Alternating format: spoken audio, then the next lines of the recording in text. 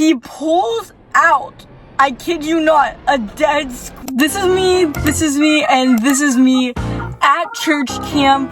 I have been to so many church camps in my life, but today I'm only going to talk about the craziest one I've ever been to. So anyways, grab your fun beverage, grab your iced coffee. I have an iced coffee today, but anyways, let's get into it. There was this retreat at the school that I went to. I went to a Catholic school, and it was super notorious. It was known as like the culty retreat. It was a retreat. It was called Kairos, in the middle of the woods.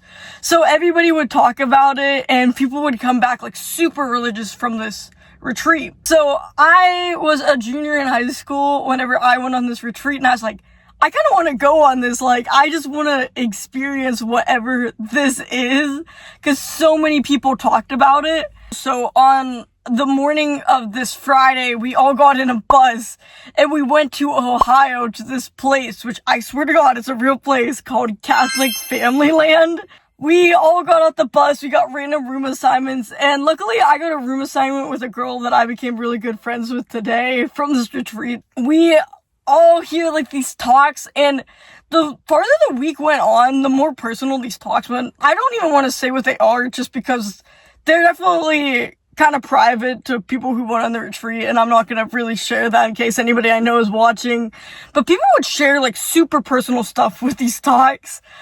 So then we also get paired up with small groups where we would talk about the talks with after, and they would ask questions, and they would be very personal questions as well.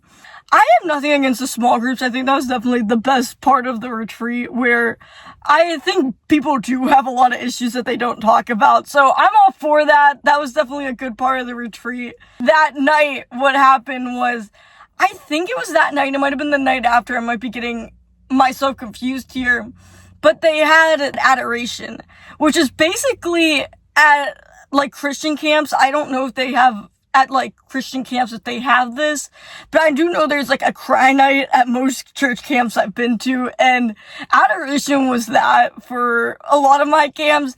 You would go to adoration and people would be like bawling, there'd be confession, and people were just like crying so much. But I went back, and with our small group rooms that we had assigned for like talking with your small group, these rooms were tiny little, like, very intimate dorm rooms that we were staying in, and that's where I was assigned to have my small group discussions.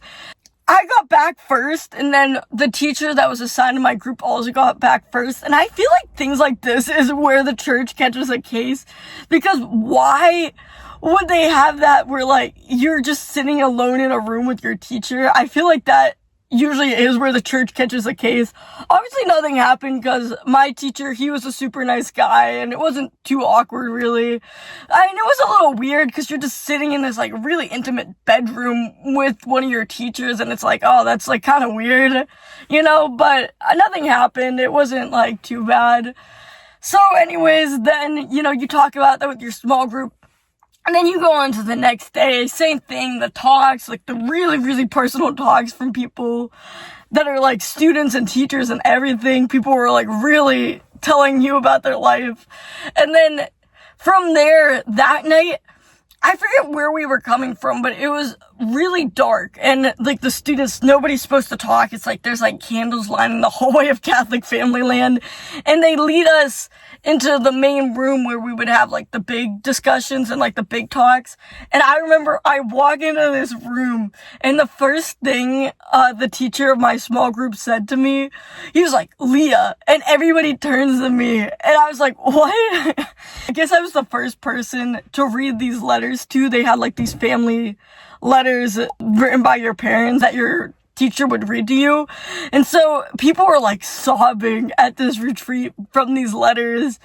And luckily my mom, she didn't go into like crazy detail, but some people were like really just unhashing their kids' life trauma in these letters.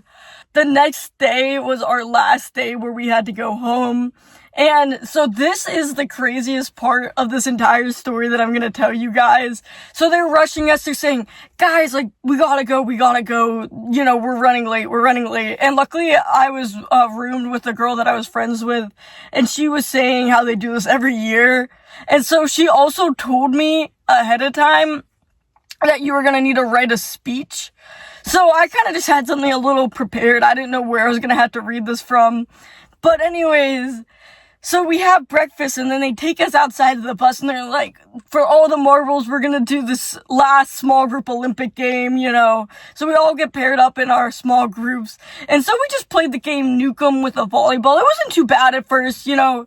Basically what the game is you each grab a corner of the blanket, so it's like a 4-person game, and you have to hit the volleyball over to the other side, and once it lands on the other team's side, gets over the line and hits the ground, you get a point.